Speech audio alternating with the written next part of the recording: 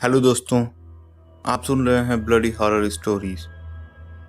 दोस्तों दोस्तों आपसे गुजारिश है कि आप में से जो नए लोग हैं या फिर जिन लोगों ने चैनल को सब्सक्राइब नहीं किया है वो चैनल को सब्सक्राइब ज़रूर करें, जिससे कि हमारी नई अपडेट्स आप तक आती रहें। और पुरानी कहानियों को भी ज़रूर सुनें, जिससे कि आपको कहानियों का सीक्वेंस पता चल जाए। तो चलिए शुरू करते हैं आज की कहानी। ये कहानी है आज से लगभग 20 साल पहले की। ये कहानी है उदय की, जो मैं आज आपको सुनाने जा रहा हूँ। तो चलिए शुरू करते हैं बिना किसी देरी के। जैसा कि उदय हमें लिखते हैं, मैं पहली बार अपने ससुराल जा रहा था। मैंने दिन भर ऑफिस में काम किया और शाम के समय में अपने एक दोस्त, जिसका नाम प्रकाश है, उसके साथ हम दोनों शादी में जा रहे थे। और हम दोनों शाम के 5 बजे घर से मेरी गाड़ी से निकले थे। मेरी पत्नी 3 दिन पहले ही रेलगाड़ी से जा चुकी थी और हम दोनों को 700 किलोमीटर दूर जाना था, वो भी घने जंगलों से होकर। हम बातें करते हुए गाना सुनते हुए चले जा रहे थे। कुछ दूर जाने के बाद हमें एक चाय की दुकान दिखाई दी, तो प्रकाश ने कहा कि उदय भाई जरा गाड़ी रोको, चाय पी लेते हैं। और हम दोनों ने चाय पीने के बाद, दूरी ज़्यादा थी और यात्रा लंबी होने वाली थी, तो हम कम समय व्यर्थ करना चाहते थे और लगातार आगे बढ़ना चाहते। करीब 3 घंटा ड्राइव करने के बाद हम घने जंगल पहुंच गए, जहां पूरा सड़क सुनसान लग रहा था। उस रास्ते पर एक भी गाड़ी नहीं थी और रास्ता अंधेरे से भरा हुआ था। हम दोनों चुपचाप चले जा रहे थे। आगे बढ़ने के बाद प्रकाश अचानक बोला कि भाई गाड़ी रोको, भाई गाड़ी रोको। मैंने गाड़ी रोक दी और कहा कि क्या हुआ यार, इतना हल्ला करके गाड़ी कौन रुकवाता है, आराम से बोल देते। उसने कहा कि आगे देखो। जब मैंने आगे देखा तो देखता ही रह गया। उस बीच सड़क में एक बड़ी सी औरत की मूर्ति खड़ी थी। हम दोनों गाड़ी से नीचे उतरे, उस मूर्ति के पास गए। वो मूर्ति ऐसी लग रही थी जैसे वो जिंदा हो। उसकी आंखें ऐसे लग रही थीं कि वो हमें ही देख रही थी। तभी प्रकाश ने कहा कि भाई देख क्या रहे हो, पकड़ो, साइड कर देते हैं। पता नहीं कौन इस मूर्ति को बीच सड़क में खड़ा करके भाग गया यहाँ से। और फिर हम दोनों ने मूर्ति को साइड किया और आगे बढ़ने लगे। आगे बढ़ते हुए कुछ ही समय बीता था कि प्रकाश फिर से चिल्लाने लगा, भाई गाड़ी रोको, भाई गाड़ी रोको। मैंने फिर से गाड़ी रोक दी। मैंने पूछा अब क्या हुआ यार। वो कहने लगा कि आगे देखो। और मैंने आगे देखा तो फिर से वही मूर्ति आगे ठीक बीच सड़क में। मैंने कहा कि ये कैसे हो सकता है। हम दोनों फिर से गाड़ी से नीचे उतरे और उस मूर्ति के पास गए, मूर्ति को साइड करने लगे। तभी प्रकाश को कोई आवाज़ सुनाई दी, किसी के डरावनी आवाज़। तो उसने कहा कि तुमने कोई आवाज़ सुनी है। मैंने कहा नहीं। मैंने पूछा कैसी आवाज़ थी वो। तो वो कहने लगा कि किसी के हंसने की आवाज़, पर मैंने तो नहीं सुनी थी। हम दोनों मूर्ति को साइड करके फिर से आगे बढ़ने लगे। कुछ दूर जाने के बाद मैंने गाड़ी रोक दी तो प्रकाश कहने लगा कि अब क्या हुआ। दोस्तों, इस बारी वो रास्ता मेरे लिए भयानक हो गया था, क्योंकि वो प्रकाश को तो नहीं दिखा पर मुझे दिख गया था। वो मूर्ति फिर वहीं खड़ी थी और वो हमें देख करके मुस्कुरा रही थी। वो मूर्ति हंसने लगी थी। ये देखकर मैं डर गया था और हम दोनों ये सोचने लगे कि हम क्यों नहीं ट्रेन से ही चले गए। हमें गाड़ी लेकर के इस जंगल में आने की क्या जरूरत थी। तभी प्रकाश ने थोड़ा हिम्मत करके कहा कि अरे कुछ नहीं यार, कोई हमें डराने की कोशिश कर रहा है, यहाँ बार बार मूर्ति रख के भाग गया। तभी प्रकाश ने दोबारा कहा कि यार ये मूर्ति हमें ही मिल रही है, एक काम करते हैं। मैंने कहा क्या। तो वो कहने लगा कि इस मूर्ति को हम अपनी गाड़ी में ले लेते हैं और आगे कहीं रख देंगे। मुझे थोड़ा डर लग रहा था, लेकिन मैंने कुछ नहीं कहा और हम दोनों उस मूर्ति को पीछे की सीट पर रखकर और गाड़ी में आकर बैठ गए। प्रकाश बड़े शान में बोलने लगा कि चलो अब देखते हैं अब कौन सी मूर्ति मिलती है। अब तो ये गाड़ी में आ गई। मैं गाड़ी को स्टार्ट करने लगा तो गाड़ी अब स्टार्ट ही नहीं हो रही थी।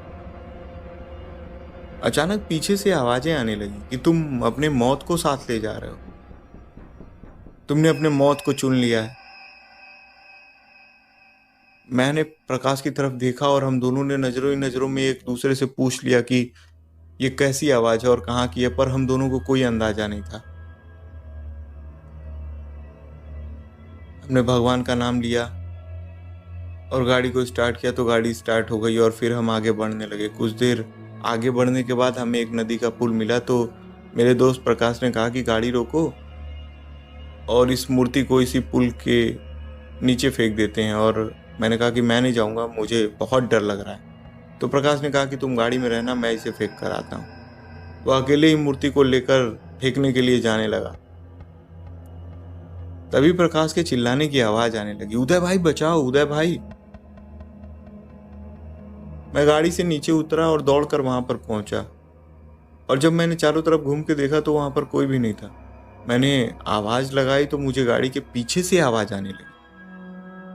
प्रकाश ने कहा कि उदय भाई तुम वहां क्या कर रहे हो, इधर आओ। और मैं उस गाड़ी के पास पहुंचा। मुझे अंदाजा ही नहीं रहा। मैंने उससे पूछा कि तुम तो मूर्ति विसर्जित करने गए थे, अभी अभी तो तुम ही चिल्ला रहे थे ना कि बचाओ बचाओ। तो उसने कहा हाँ, क्योंकि मुझे लगा कि मूर्ति गिराते समय किसी ने मेरा हाथ पकड़ लिया है। ऐसा लगा कि वो अब भी मुझे खींच कर ले जा रहा है।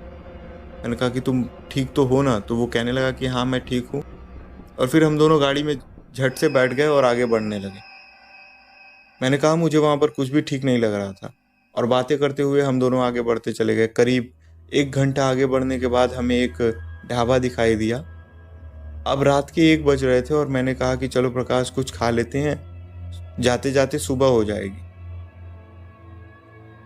हम दोनों के अंदर डर तो बहुत ज़्यादा था, पर हम दोनों हिम्मत कर करके नीचे उतरे। और मैंने ढाबे के मालिक से कहा कि कुछ खाने को है, तो उसने रोटियां हैं, बैठिए देता हूँ, ऐसा जवाब दिया। मैं अपने दोस्त प्रकाश के साथ बात करने लगा, तभी मैंने देखा कि सब लोग मुझे ही देख रहे थे।